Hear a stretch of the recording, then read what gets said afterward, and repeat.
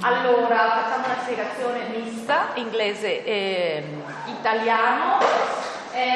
Questo corso, per chi non lo sa, è il corso della magistrale sull'archeologia altomedievale del Mediterraneo, e quindi è un corso in inglese, soprattutto ci sono degli studenti Erasmus, però ho pensato che poteva anche essere utile per gli altri, sia per quelli che fanno il triennio, che vedo qualcuno qui, perché continueremo oggi e anche domani parlando di questo tema, sia per quelli del corso, perché il corso è stato fondamentalmente basato su comprendere il rapporto che c'era in archeologia, cioè materiale archeologico, storia dell'arte, chiese, economia, eccetera, tra est e ovest del Mediterraneo durante il tardo antico e alto medioevo. Continua in inglese. Professor Leon comes from Cordoba. He's probably one of the best archaeologists of the Islamic world in Spain, without any doubt, in the Mediterranean also, and he has excavated some of the most relevant monuments of the Islamic culture, and late Roman and Islamic, in Cordoba, the capital of Al-Andalus, from the 8th century on. I'm not so expert in Islamic archaeology, that's why I asked him to come. And I think the good and innovative aspect of Alberto's career is that he's not only specialist in Islamic archaeology, but he tried to develop also the previous period, so from the end of the Roman Empire, in order to understand how the Islamization or the introduction of Islamic architecture, urbanism, and development of the countryside had place. If you just start from the 8th century, you're not going to understand much of the transformation that you see. I have to say that he came 10 years ago, maybe already. 10 years ago. 10 years ago here, the first time for a long period, to learn and to develop this kind of late Roman research from Brogiolo and from myself a bit. And so he has been developing this kind of research. He's going today to make, I haven't heard this lesson, he's going to make an introduction of Islamic archaeology, I think talking a lot about the East, about North Africa, and then about Al-Andalus. So I don't want to take him much time. He's going to make a big effort from him to speak in English, because the course is in English, so have patience. But I'm sure he will do it very well. If you have any question, there are many words, and I will try to write them on the board, which are specific from Islamic vocabulary that maybe we don't know. But if you don't understand something, just raise your hand and ask. Okay? Thank you, Alberto, for coming here. Thank you to you. And we wait for you every year. Okay, I hope so. When Alessandra asked me to do the lesson in English, I don't know why I didn't say no, because I don't speak English. Maybe because she trusts a lot in me, but it is dangerous, because I lie very well. So I wrote a text to read, to make me, with the hope to make me understand. If you have some question, some ask to do, okay, it's okay, please, slowly, because I don't understand very well. The beginning of Islamic archaeology in the Mediterranean takes place through the 18th and 19th centuries. The stage of recovery of the medieval past of the European countries coincides with the first military and scientific expeditions to the Near East, initially with the Napoleonic campaign in Egypt, and at the end of the 18th century and the beginning of the 19th century. The fundamental attraction focused on the discovery of the great ancient cultures, especially the pharaonic one. From that moment and later, European bourgeois society meets an Orientalist world, perceived from the European Christian culture that qualifies it as exotic. This idea of Oriental exoticism had been based on the difficult relation established with the Ottoman Empire, which during the 16th and 17th centuries had occupied all of North Africa and a large part of Eastern Europe. Beyond this first approach from the distance, an important impulse is provided by European travelers who, in the romantic cultural environment, are attracted to the cultures of the southern Mediterranean. For example, Victor Hugo himself wrote about Spain in the 20s of 19th century, which considered that this country had much of Africa, which for him was both to highlight their exoticism and therefore their not European character. These travelers find in the south of Spain a territory that preserves vestige of the Islamic past, which attracts French and British writers and artists who find a culture that they describe as exotic and oriental, comparable to the countries of North Africa and the Near East, which is also being discovered now. Among this building, the great mosque of Cordoba, the Alhambra of Granada, and the Islamic Mudéjar Palace of the Alcázar of Seville stand out. This same exoticism includes the Mudéjar architectural manifestation, that is, the constructions made under Christian rule by the population of Islamic tradition.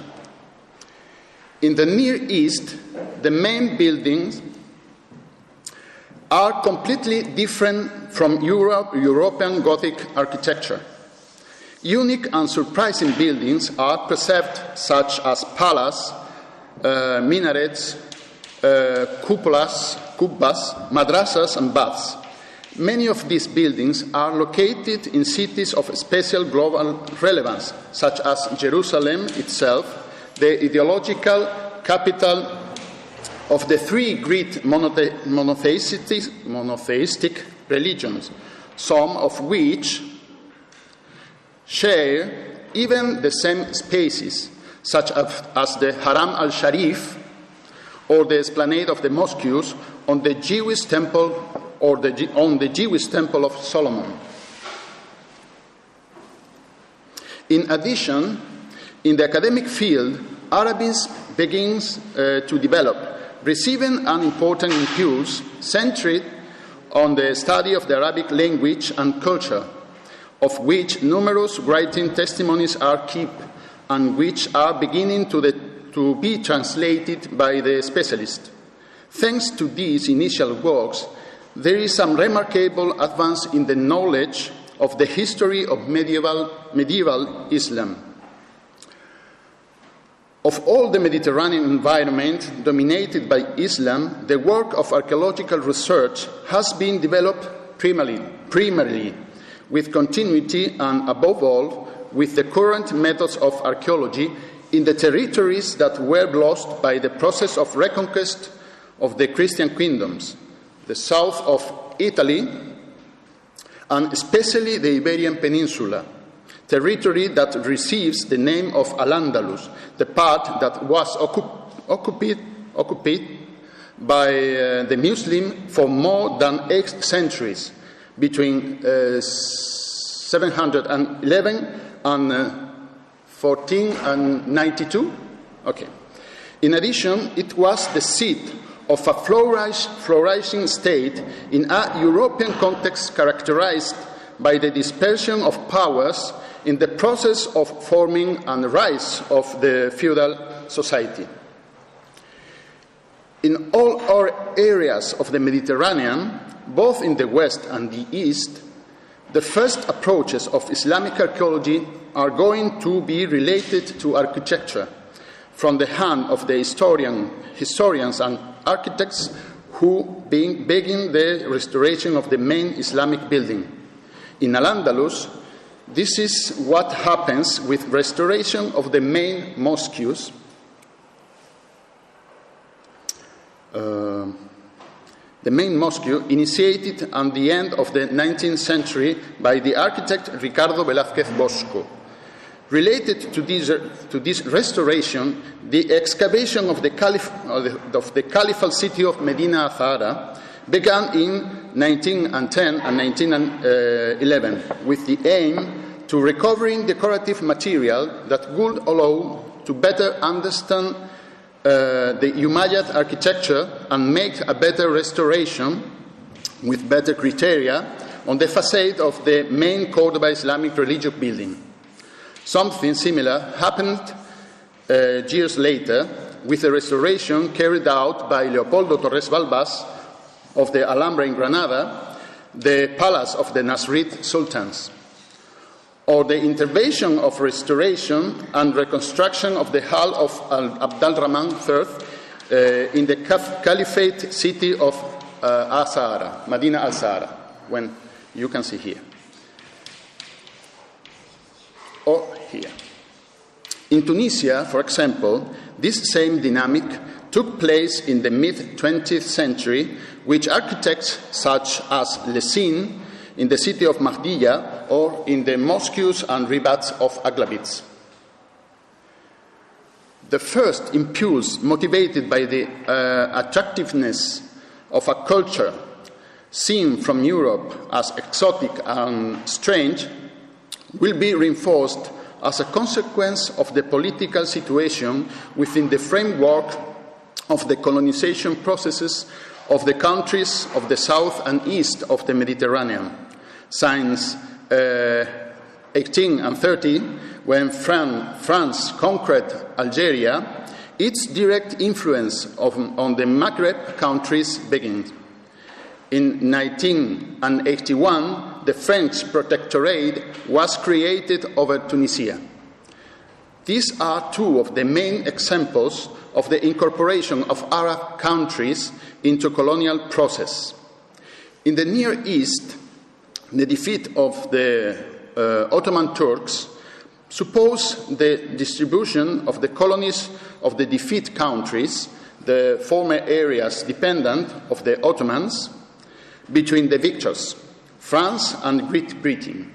This creates the modern borders of Iraq, Palestine and Jordan, which are under the control of the British, and Syria and Lebanon, obtained by the French.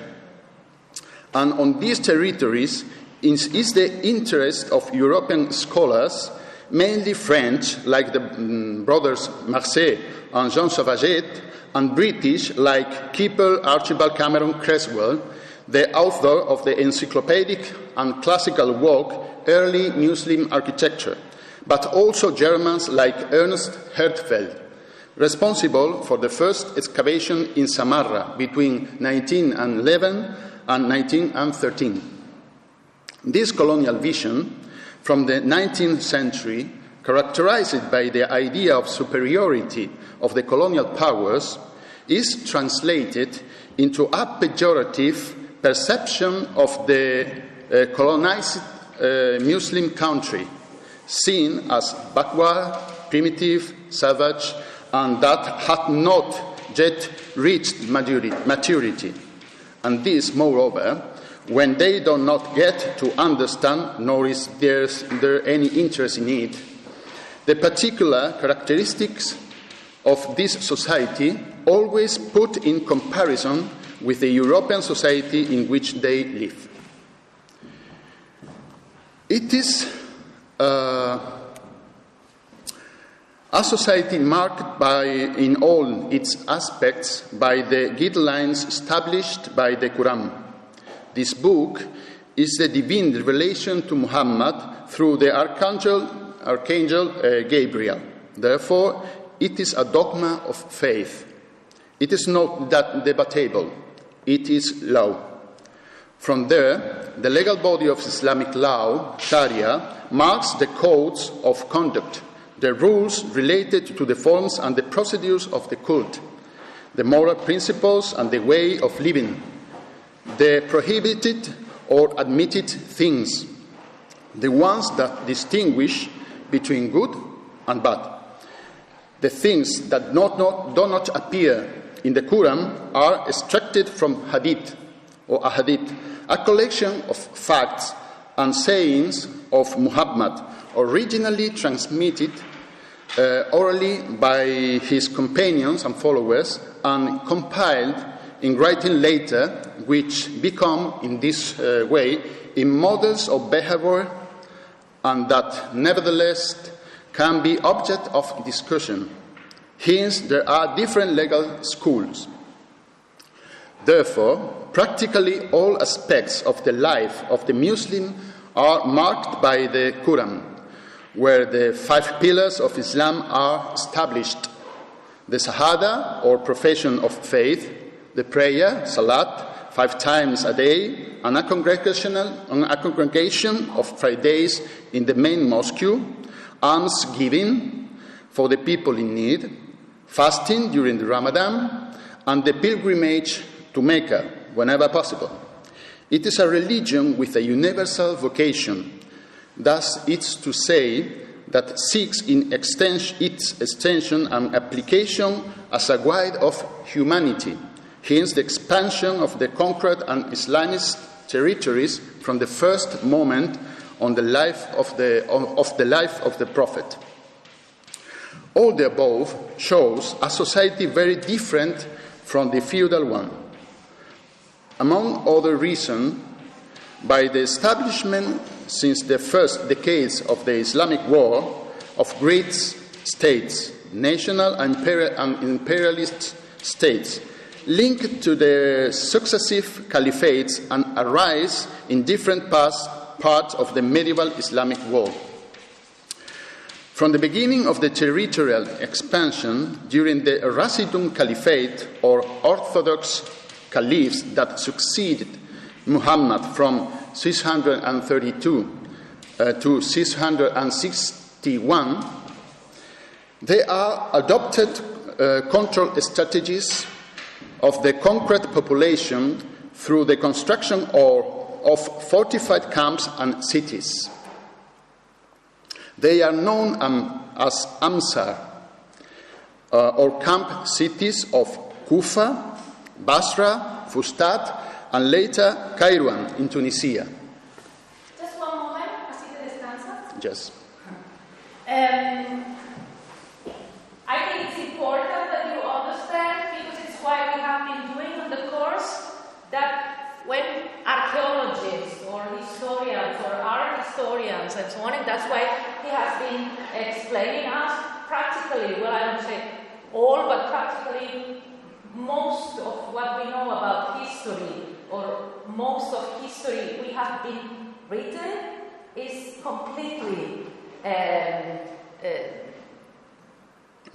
influenced by our political views, our political context, and our own cultural background. So it's interesting to see, and that's why Alberto, as I myself do, start this presentation showing how the Romantic vision in the 18th century, the colonialist vision, this is one of the topics right now in archaeology, how the history of many places has been completely written from a colonialist point of view. There is a video that I upload in Archeologia Medievale YouTube channel, which was done by Bonnie efforts a couple of years ago, and it's exactly this problem, how the archaeology, prehistoric, classical, and medieval archaeology in Algeria, in northern Africa, has been completely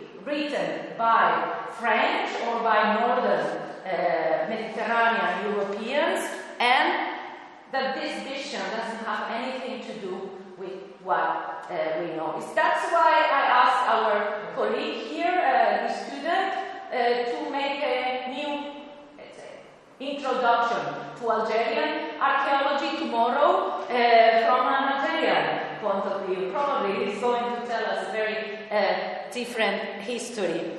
And important how the modern research now doesn't start from our own point of view, but the main important thing is to understand how Islamic culture functions, how is it culture, what are the laws, what is the religion there, because especially in Islamic culture, or the Islamic culture and the Islamic religion and the Islamic laws are going to modify and to structure the things that we archaeologists. If we don't know from an internal point of view how Islam functions, it's very difficult that we understand houses, urbanism, territory, and so on. Is Perfect. It so? Okay. Exactly. Unfortunately, we hardly know anything about these settlements during the initial stage, which over the years consolidated as authentic urban enclaves. The priority attention has been mainly focused on the identification of the most representative buildings, the main mosque and the qasr, the fortress or residence of the emir or representative of power. The rest of the space could be occupied by the neighborhoods of the troops, organized on a tribal base, initially with tents, and that will be converted into permanent houses. The history of Islam has been characterized by its compulsive and violent political evolution, plagued by bloody episodes and military battles that decide the emergence of new dynasties. For this reason, the successive rulers took great care to use the appropriate instruments to make effective the processes of political consolidation and religious legitimation. The end of the Rashidun Caliphate occurred in 661 with the violent dismissal and murder of Ali, a nephew and son-in-law of Muhammad, who gave way to the Umayyad dynasty by Muawiyah I, the governor of Syria. I'm not going to write the names because it's too difficult. Okay. Since then, his successor, in particular Abd al-Malik, Caliph between 685 and 705, initiated a policy of consolidation of the caliphate figure and the Islamic State that the governors, in the face of the attempted usurpation that threatens him.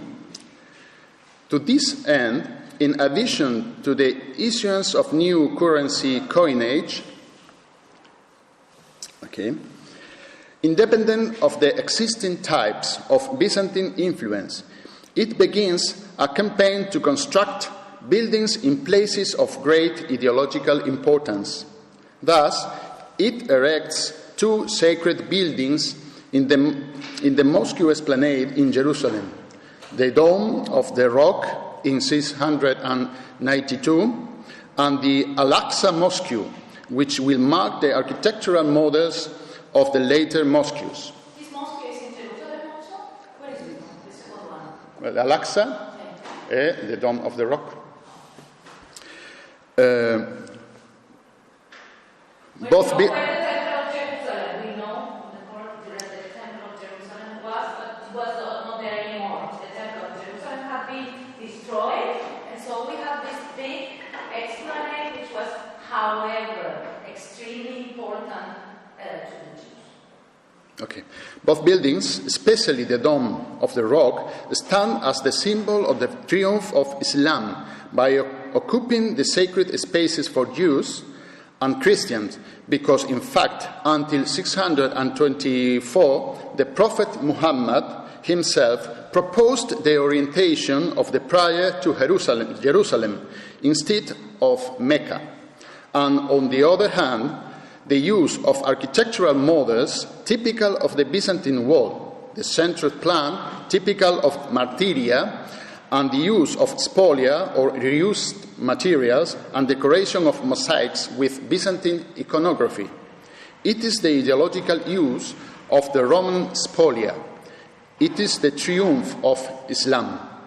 In addition, in 702, buildings in Damascus, the capital of the Umayyad state of Syria, the great Umayyad Mosque, for which occupies the space of a former sacred seat, the church of San Juan Bautista.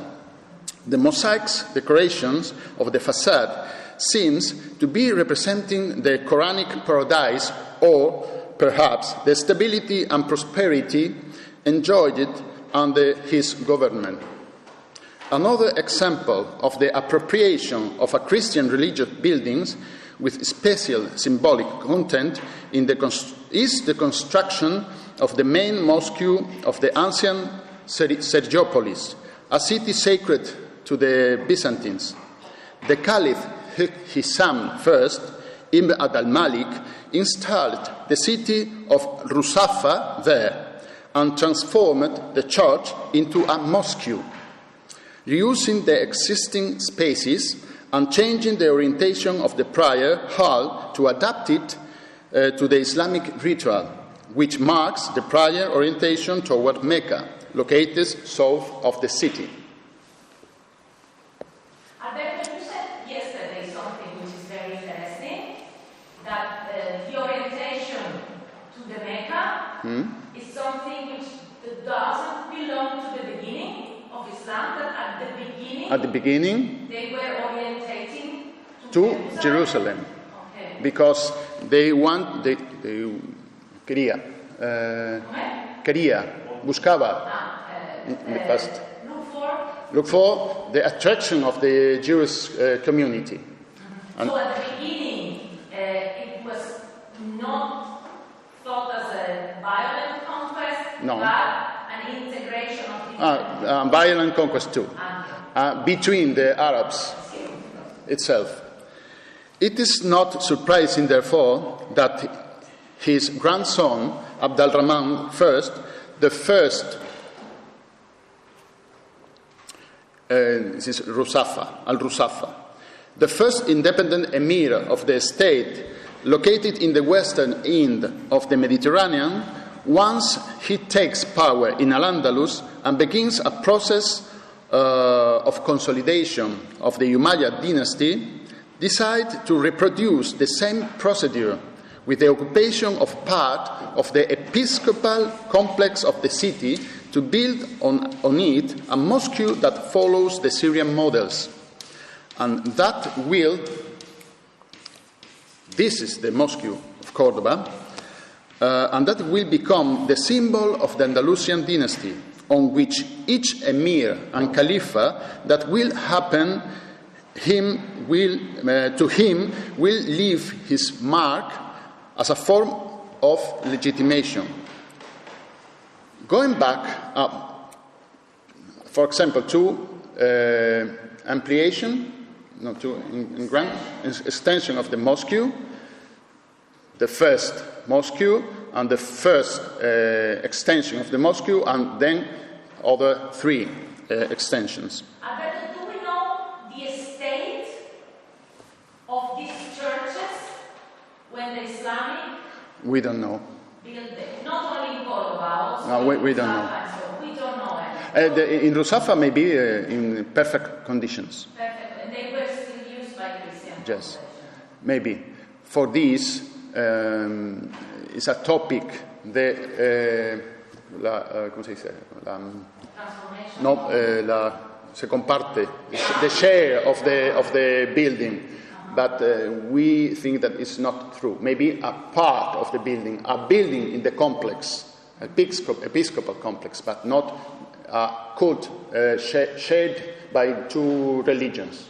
Okay? But historiography says they were shared? The ancient text, but it's a topic, it's a cliché. Okay? So maybe a cliché. On Friday, we will have the main specialist of the transformation of churches in mosques, so he will develop this. But tomorrow, we'll explain this subject, maybe very interesting, almost for me. Going back to the east, the successor of Muawiyah, in particular Walid I, in the beginning of the 8th century, and Hisham ibn Abd al-Malik, looked for other procedures to strengthen their relation with the clan and tribal groups that formed the armies they sustained the power of the dynasty. This way of establishing relation and showing the caliphate dignity towards their own is not initially carried out in the cities, which have not yet become the main structures of political control. This contact with its followers take place in a type of very unique building, known in the historiography with the generic name of Umayyad Desert Castle. Of these buildings, a quite significant group is preserved in this zone.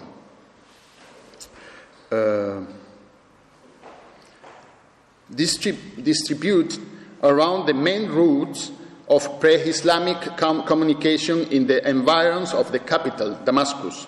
This group are characterized, again, by the adoption of architectural and decorative forms typical of the Byzantine tradition. In fact, some of them, such as Qas al-Halabat, had been ancient Byzantine military camps. Its peculiarity and monumentality have made these sets a priority object of attention by foreign scholars, among whom the American art historian Oleg Grabar has stood out. These castles are characterized by their quadrangular plan, with the appearance of a fortress, closed to the exterior and flanked by circular towers. The interior is organized around a central courtyard, and the rooms are distributed symmetrically. The best known examples are Qars Harana, Qars al-Hayr al-Sharqi, and Qars al-Hayr al-Garbi. Inside there are rooms that are decorated with elements and motifs that have traditionally been considered strange in Islam, such as the representation of the human figure, both those of the Caliph himself, in different attitudes of his dynasty as sovereign, a king, as well as figures female, usually as dancers. Hunting as sovereign and female figures. The two most spectacular and well-known examples of this type of figurative decoration correspond to singular buildings such as the Qusayr Amra baths and the Hirbat al-Mafjar architectural complex.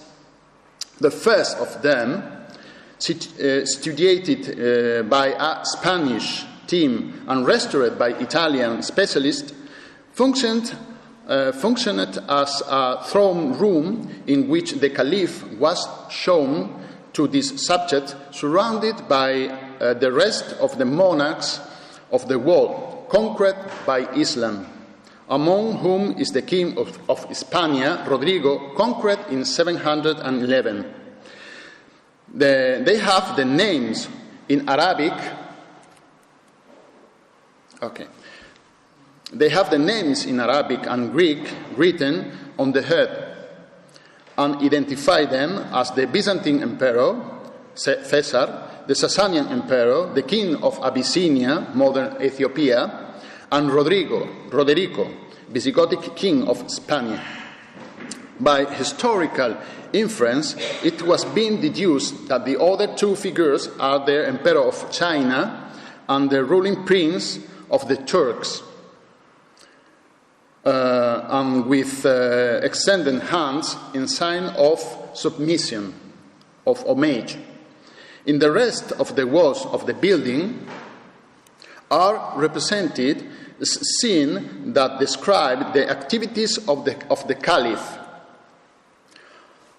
or courtier environment, hunting, dancing, or building construction, for example, in this panel.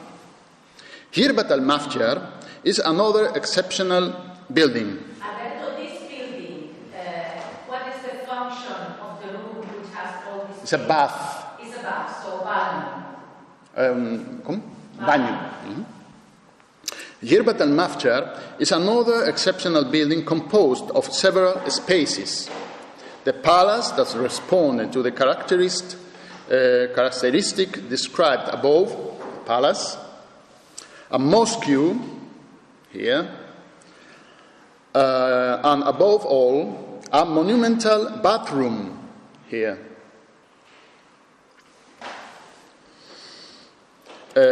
Equipped with domes supported by large columns with spectacular mosaics pavements and with the walls decorated with plaster plates in which, again, the same court scenes are shown. Alberto, who is doing these things? Who are the In Lebanon. Who are? We don't know. Any idea of who is constructing these things? We don't know. Maybe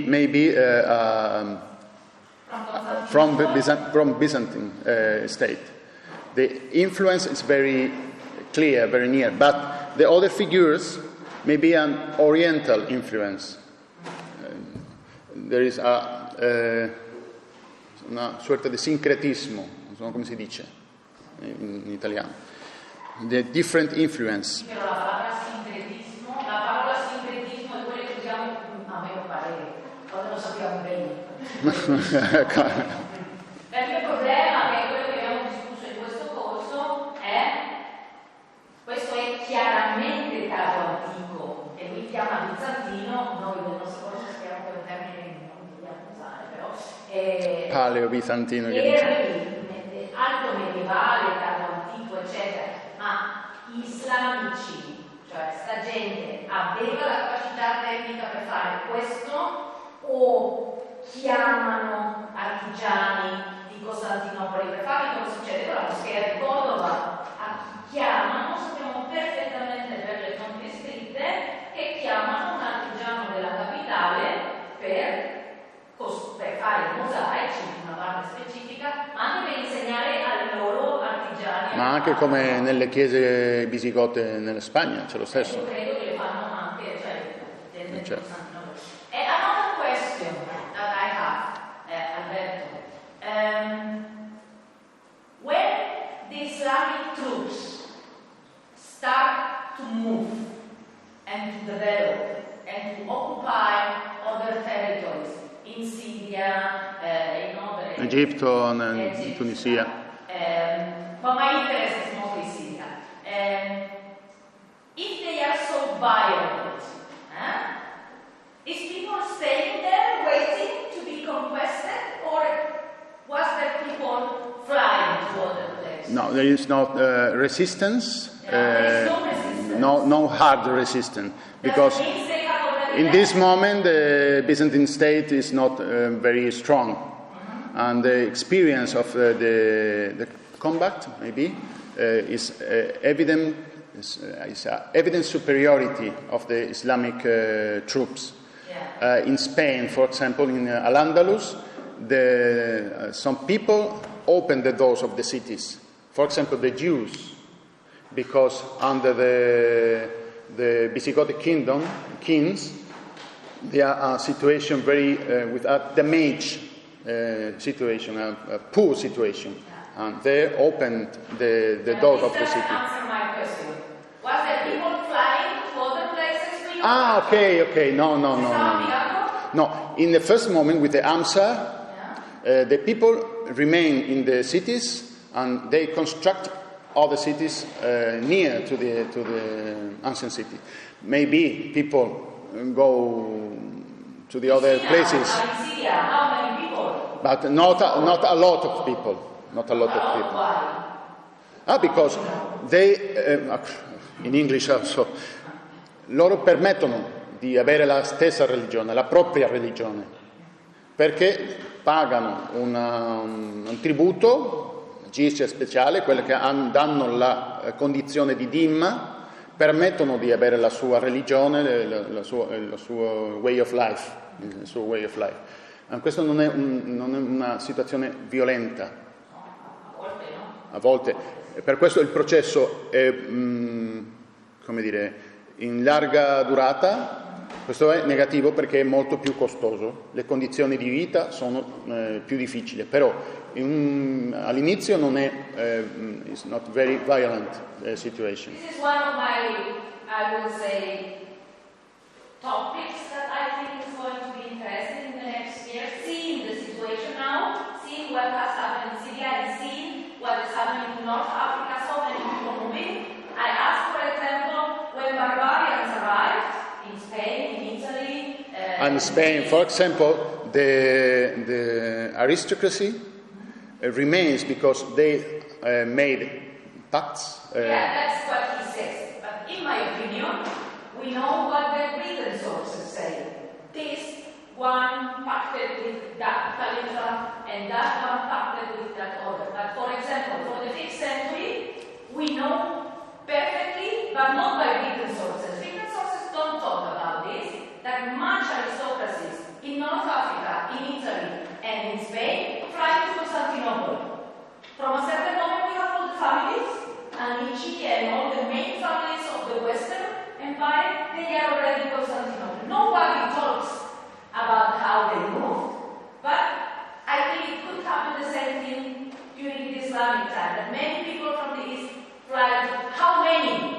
We don't know. But this is a topic that nobody has studied yet. How this, in the past, for us, 5th century, 7th century, 9th century, moved from one place to the Mediterranean to the other. And the people who move, maybe they in a high condition, a privileged condition, not the majority of the population.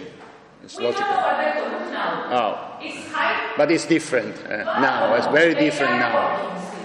Because the people who has a bad condition of life have a hope in this conquest. Almost in Spain, in Hispania. Maybe a similar situation, but we don't know. We don't know anything from the text. But for example, we know that some visigoths, this is something nobody knows. I can just pick up in some texts, strange thing. Some visigoths were living in the Frankish Empire in the 8th century with Spanish names, so they really flagged from to north of the Pyrenees. We know of some bishops, Toreto's bishop flagged to where? Home. And we know that there are some cultural influences in Lombard art that could come from Visigothic art, mostly in Liguria. But again, this is a new topic that I think could be developed. Okay. No, it's an interesting idea. And you worked about it, I know. Okay. Okay.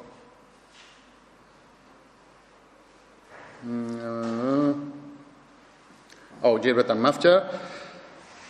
More than a sample of eccentricity of its constructor, as has usually been interpreted, it is one of the ways of representing and manifesting the sovereign status of the caliph. he is no longer just a religious leader, the representative of Allah on earth, but the status of caliph gives him the status of leader of a state that is looking for ways to manifest their power in front to their subjects and the rest of the rival states, like the Byzantine world.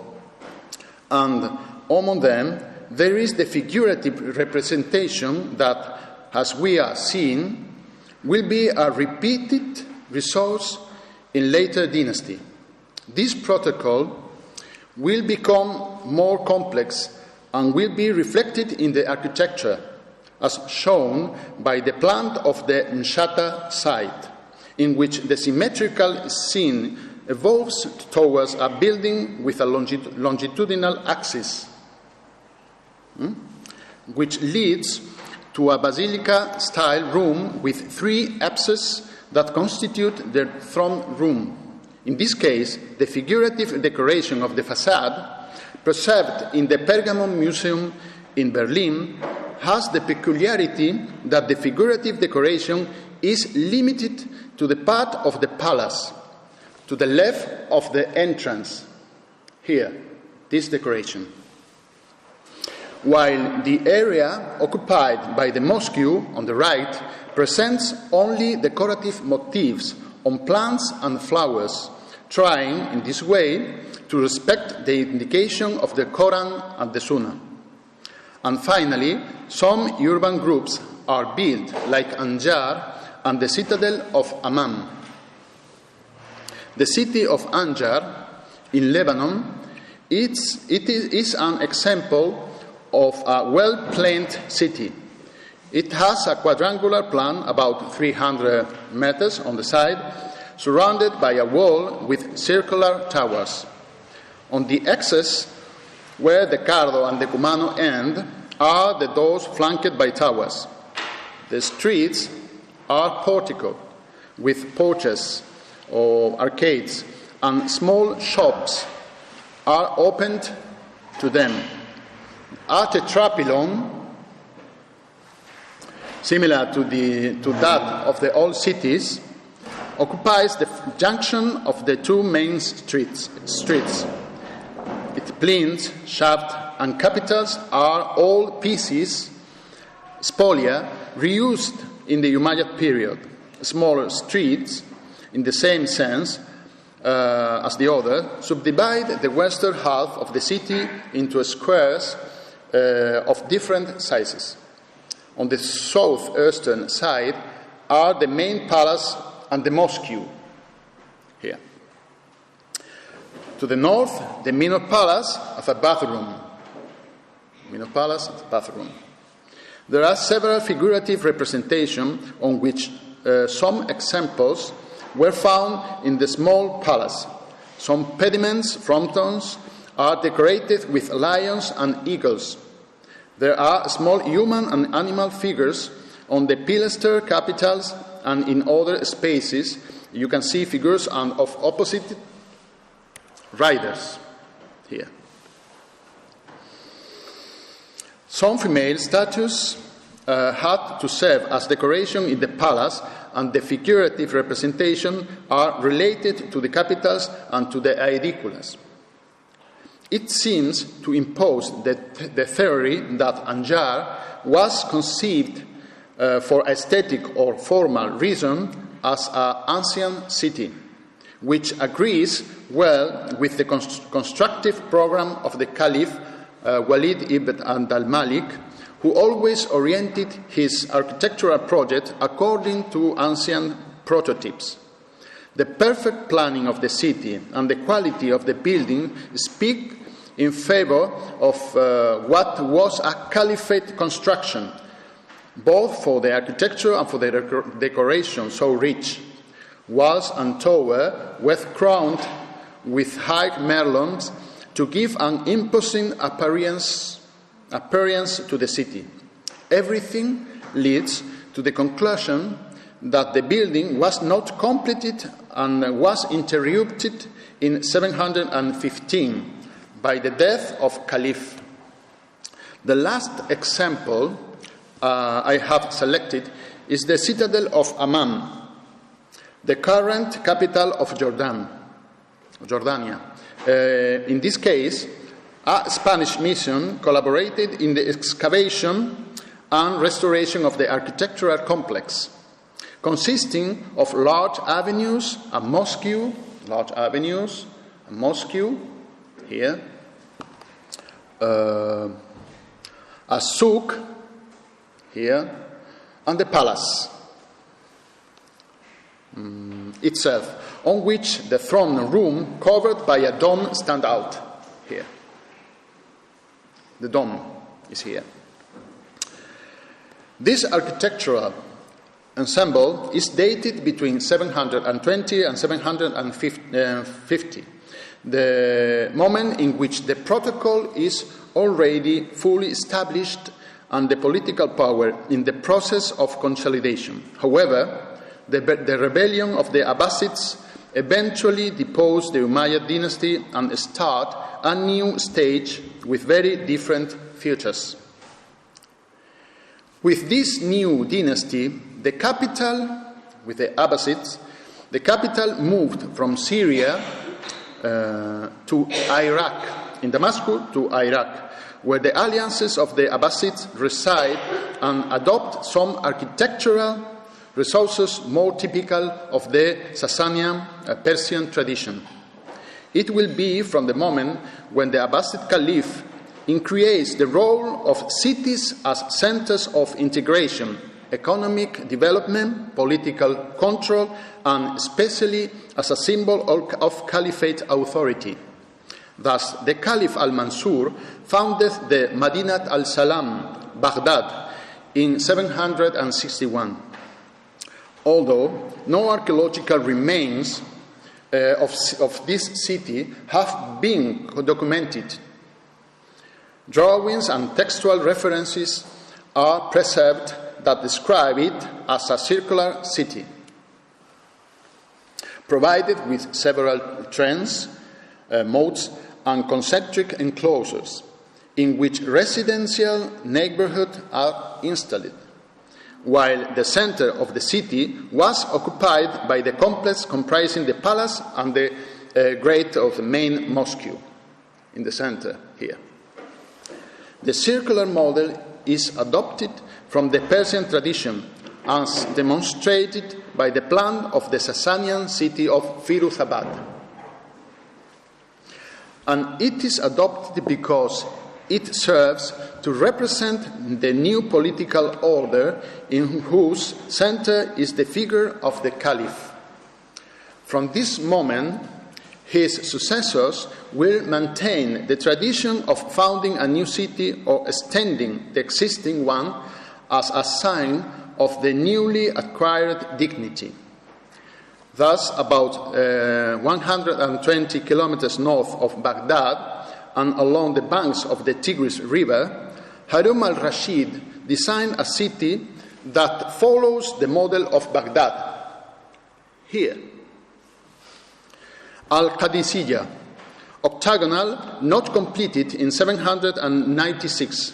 North of this city, his son Al-Mutasim, at the beginning of the 9th century, 835, founded a new city, Samarra, where he built an immense palace. His successor, Al-Mutawakkil, ordered the founding of two large complexes. Al-Mutawakkiliyya, here,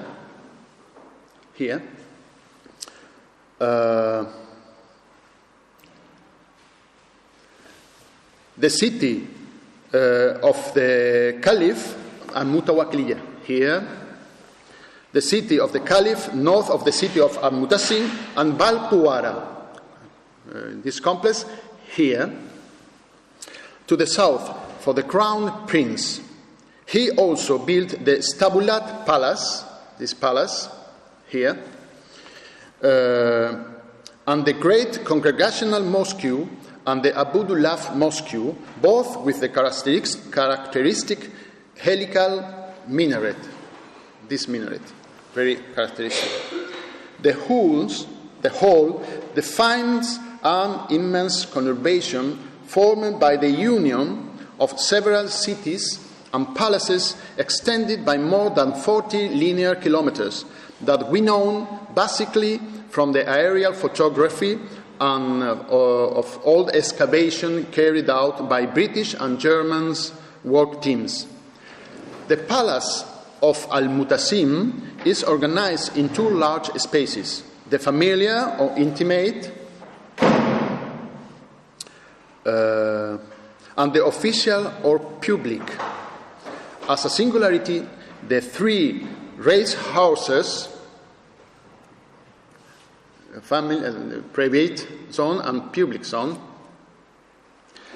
As a singularity, the three race houses and the polo field with which the whole had stood out. One race houses, the second and the third one. These are activities closely linked to the figure and activities that the Caliph did. In addition, inside the decoration appears again with courtiers' scenes, in line with that was seen before. Although the life of this hall was very ephemeral, it will be the model to be followed by the other emerging states in the Mediterranean throughout the 9th and 10th century, which will build the great megalopolis of the caliphates in the Mediterranean. In North Africa, since the beginning of the 9th century, some states have emerged and acquired a certain level of autonomy, although they maintain the recognition of the authority of the Abbasid Caliphate of Baghdad. These are the cases of the Idrisi Emirate, whose capital was Fez, and especially to the Aghlabid dynasty settled in Ifriqiya,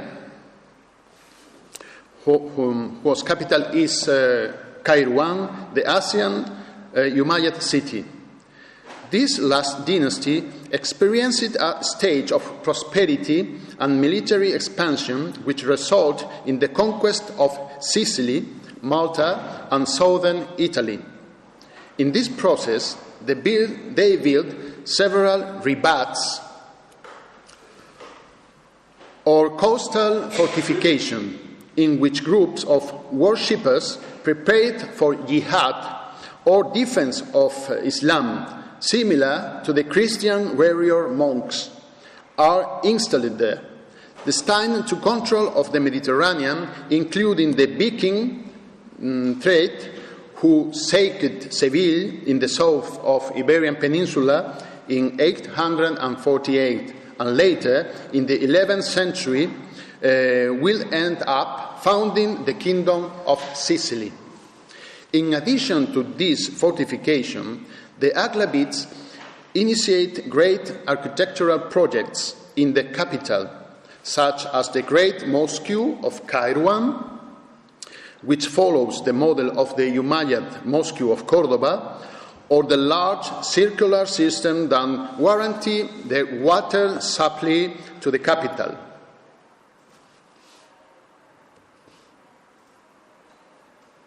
This one. On the other hand, in the surrounding of the capital, they built some palatial complexes like Al-Abbasiyya and Raqada, on which its location is known, and in which the excavation have recovered interesting ceramic seats and some pieces of figurative decoration. In Al-Andalus, the consolidation of the independent emirate was achieved from the beginning of the 9th century with the imposition of a political model inspired by Abbasid Caliphate. New cities are founded, such as Madrid, Mérida, this is the case of Mérida, refounded, Vascos, Murcia, Badajoz, from which the population was controlled and the effective collection of the taxes that support the state was warranted. Large fortifications are built in the cities rebellious to the state, such as Mérida or Toledo, in which the emerging state demonstrates its constructive and military capabilities. One of the most interesting examples is Calatrava la Vieja, founded in 848 in the territory inhabited by groups of the Berber population with certain decentralizing tendencies.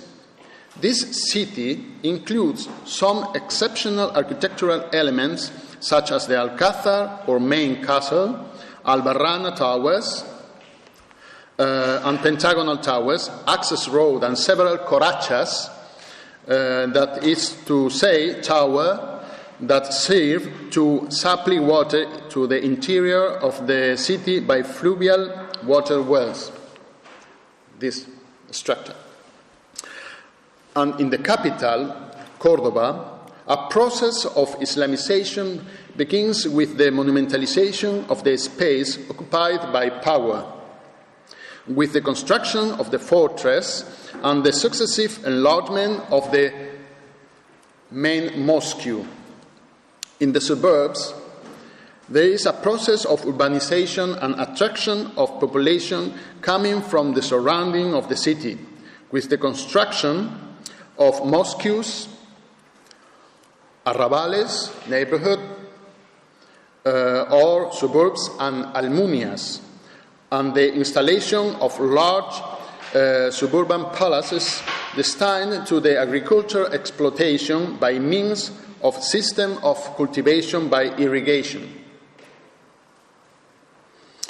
One of these almunias has recently been identified as the Almunia of Al-Rusafa, built by the first Emir Abd al-Rahman I, who followed the model of the palaces built in Rusafa by his grandfather Hisham. This is the palace of his grandfather, and this is the palace from Cordoba. It is a sign of the close connection that Al-Andalus maintains with the Eastern Umayyad past, in which it seeks its political and religious legitimation as legitimate heir of the Caliphate. Returning to North Africa, in Ifriqiya, the current territory of Tunisia, at the beginning of the 10th century, a new caliphate emerged, the Fatimid Caliphate. In this case, of Shia confession, that is, the belief that the legitimate successors of the caliphate are the descendants of Ali, the son-in-law and nephew of Muhammad, who was defeated by the Umayyads in 661. In this case, the Fatimids defended their direct descent from Fatima, the daughter of Muhammad and wife of Ali. In a first stage, in which they have the resistance of the Aghlabids and later the revolts of the opponent groups, there was no security in Raqqada and Kairouan, the ancient cities. Ubaydallah installed its capital in the southeastern zone of the coast, in the city of Mahdiya, that is, the city of Mahdi, who, according to the beliefs of Islam, is a messianic figure who will return to earth at the end of time to direct it before the final judgment. This city consists of a walled space on the isthmus that connect it with the continent. Here, with an isthmus, and was composed of a mosque, a large avenue, whose side were two palaces, the Ubaydallah and Al-Qasim, the caliphs and his sons, and in particular, atarathanas, or shipyard and warehouses for the fleet, for the ships. After the pacification of the territory, the Caliph Al-Mansur returns to the environment of the old capital, Kairouan, and founds the new Fatimid capital, following the Abbasid models and reusing material, spolia, brought from Raqqada. This is the city of Sabra al-Mansuriya, whose construction started in 946, a few kilometers southwest of Kairouan. It had a circular plant poorly known. It was excavated from the mid-20th century by several French researchers who identified a set interpreted as the Caliphate Palace. This zone.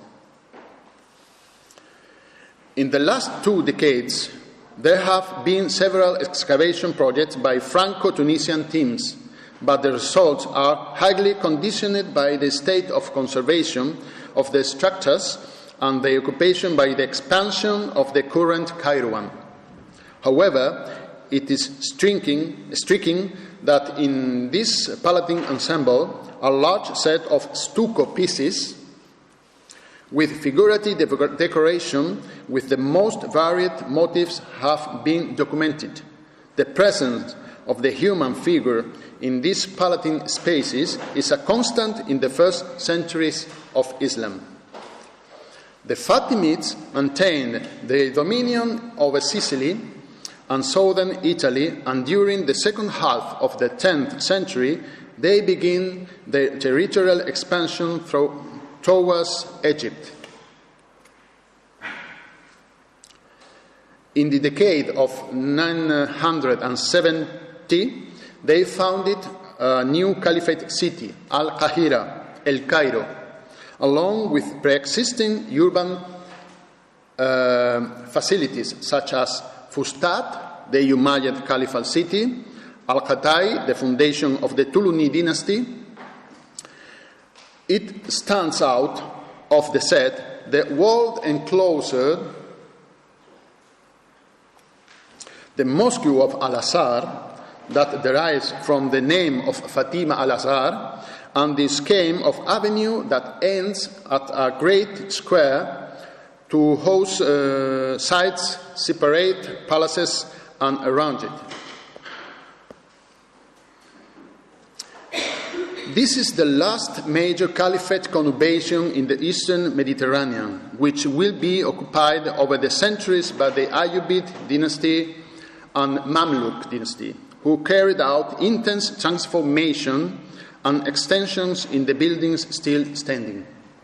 And finally, in Al-Andalus, the process of Islamization and consolidation of the Islamic rule initiated at the beginning of the 8th century will end with the definitive victory of the Umayyad dynasty on the different groups that had resisted to submit to the power of the Andalusian state. After several decades of rebellions that endangered the stability of the Andalusian state, such as the Muladi Umar ibn Hafsun at the beginning of the 10th century, Emir Abd al-Rahman III managed to eliminate the threats, and in 929 proclaimed himself Caliph, acquiring in this way the dignity and equates him with the Fatimids of North Africa and the Abbasids of the East. To materialize and demonstrate his new situation, he founds a city a few kilometers west to the old capital. In the year 940, Madinat al-Sahra was founded, a city built in the foot of the mountain range, in an enclave that can be seen from the Guadalquivir river valley and that controls a wide territory. It is a well-planned city. It is a rectangular enclosure of about 1,500 meters long and 750 meters wide. The main difference with respect to the other great medieval Islamic capitals we have talked about until now is that this city is preserved in a Western country, where it has become a symbol of its heritage and a hallmark of Andalusia, the region in which it is located, and which claims its Islamic past. This situation has an obvious impact on conservation and research conditions. On the one hand, this city was in use between the middle of the 10th century and the beginning of the 11th century, in particular in 1013, when it was destroyed by Berber troops, and the beginning of the fitna or civil war that ended with the Umayyad Caliphate of Cordoba. After its destruction, the city was abandoned with reoccupation in the 12th century. This condition of the population has allowed its conservation, although it has suffered an intense plundering over the centuries to obtain materials for the construction of medieval Christian buildings. Today, it is an archaeological ensemble, that is, it is managed by the regional administration and is subject to protection, investigation, and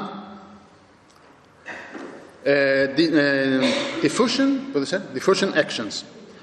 At present, it is pending of its declaration like patrimony of the humanity by its exceptional values. It's now patrimony of the humanity. Yesterday. Okay. Although the Romantic tradition interpreted this city as the caprice of the caliph who built a palace for his favorite, Al-Zahra. Today, we know that this architectural project is, in reality, the materialization of the triumph of the Islamic State. A very expensive project was developed for its construction. On the one hand, it was necessary to mobilize the entire productive cycle destined to obtain the stone for the quarries with which to build the walls of the city that is built entirely of stone. Fortunately, the city had very close quarries from which the cut materials were extracted and with very regular modules. In addition, it was necessary to build and repair the roads that connected the new city with the old capital. Its situation at the foot of the mountain range, where the streams that flowed into the Guadalquivir descended, forced the construction of several bridges, of which few testimonies remain today.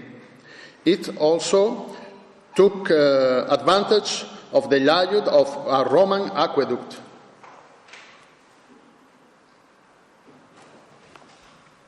To supply water to the city. In the sections where it was not preserved, bridges and Islamic structures were built, such as the Acueducto de Valdepuentes. And finally, a possible, dubious, military camp was built. This is how the Turruñuelo site has been interpreted, located a few kilometers east to the Medina al-Sahara, although it has also been interpreted as Almunia or suburban palace. With regard to the interior of the city, its design is organized into three large terraces.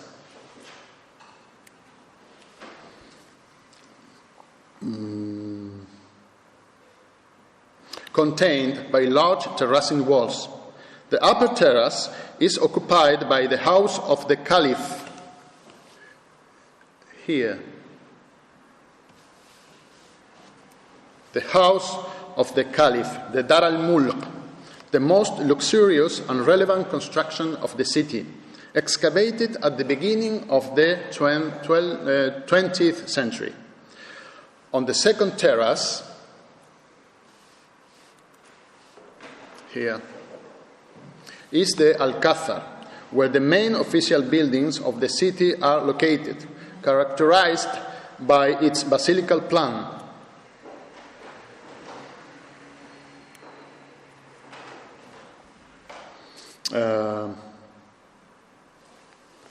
The upper basilica building, interpreted as the army house, office of the BCs, maybe, this structure, the throne room or Salon Rico, which had a private bathroom next to it, and the houses of the Hajib or Prime Minister, here, in this place, Jaffa and her house. In addition, in this area are the dwellings of service of these Palatine residences. To the east, it's the Plaza de Armas,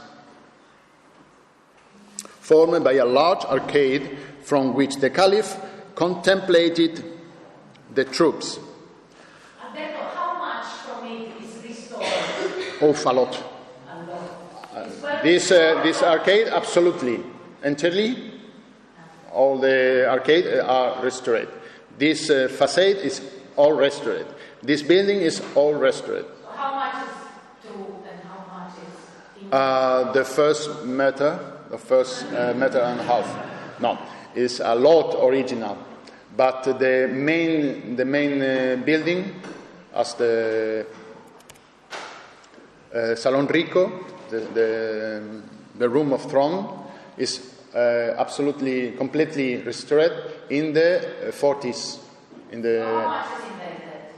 No, invented. No? It's a seriously and rigorously work, but it's a way of restoration typical of the middle of the 20th century. Now they don't restore it like this, because it's not a way admitted by the authority that make the inspection. But in the beginning of the 20th century, the restoration, like the house of the Caliph, is absolutely restored. But the structure, you can see the ensemble, the city, like this. There are some building restored, but the main building. Okay. The main building of the castle were decorated with plates of ataurique, pieces of stone with decoration of vegetal motifs. Stand out the throne room or Salon Rico, built between 950 and 955, so named for the richness of the decoration. It depicted the state of abundance and could be lived under the government of the new Caliph as an earthly paradise against the enemies of Islam. Within the buildings of the city have not documented elements of figurative decoration like those that were in the other cities that we have commented. In this case, the only testimony of representation with human figures come from Roman sarcophagi with mythological scenes, never Christian, such as the hunt of the wild boar, the wild pig, by Meleager. These sarcophagi, there are fragments of others, were reused as fountains in the courtyards of some of the palaces, where they carried out activities typical of courtier life: music, poetry, dance. In addition, we have other testimonies of the existence of figurative decoration. These are the pieces of ivory, urns and boxes that were initially developed in the workshops of Madinat al-Sahra as gifts of court that took the representatives of the caliphs in their diplomatic mission with the European kingdoms. They represent human figures, possibly the caliph himself or senior official of the court, the way they want to be contemplated by the rest of kings or the monarchs, as a sovereign who performs the activities of a king, surrounded by musicians who perform libations, which hunt with falconry, and are represented as warriors. This city, and I finish, this city and its surrounding are a sample of different influences of the Islamic world. The very fact of the construction of the city following the model initiated by the Abbasid caliphs, and on the other hand, a maintenance of the Umayyad tradition, as it is its construction in stone and the use of certain resources such as the bath next to the throne room, which links it directly with the Islam of the East and with the classical world of Byzantium, and not with the dynasty of the Maghreb al-Aqsa, which will have a presence and prominence in Al-Andalus from the 12th century. I have a lot of things to tell you, but I prefer to finish here. Okay.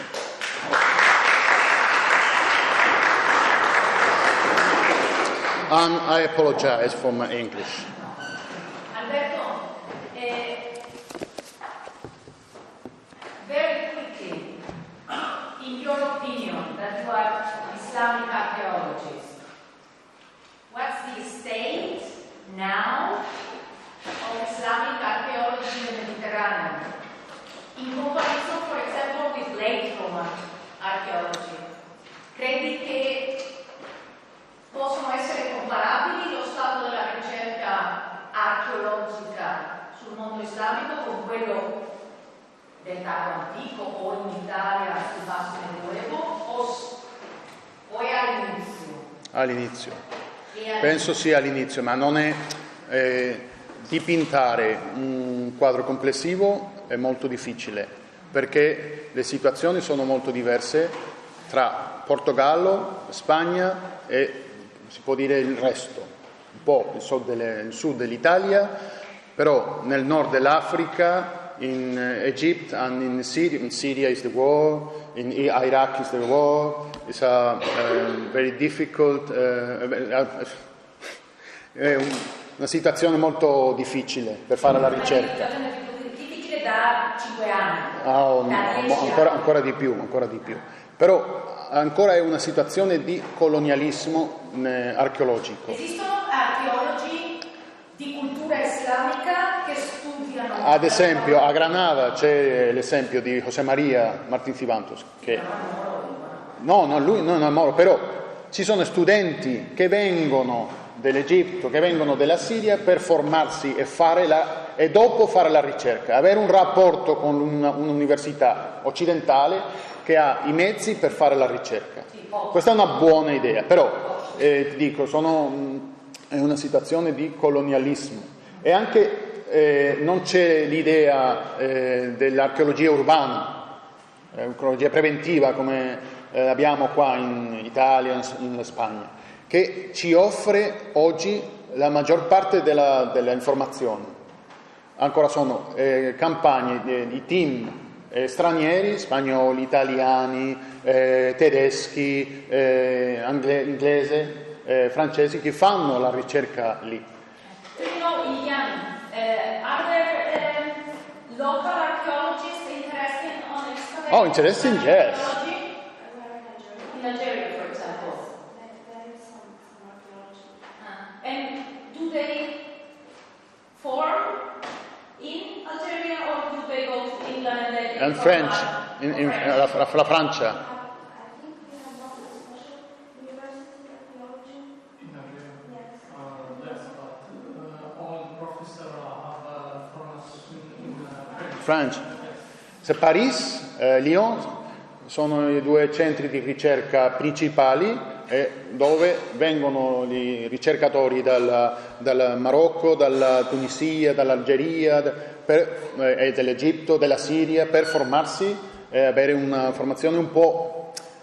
Anche questa è una formazione generale da tutto il Mediterraneo. Fanno Islam, ma non solo Islam medievale, fanno l'Islam dal XVII secolo, dal XVIII secolo, una cosa del genere, perché sono ancora sono città islamiche, è uno sguardo molto diverso.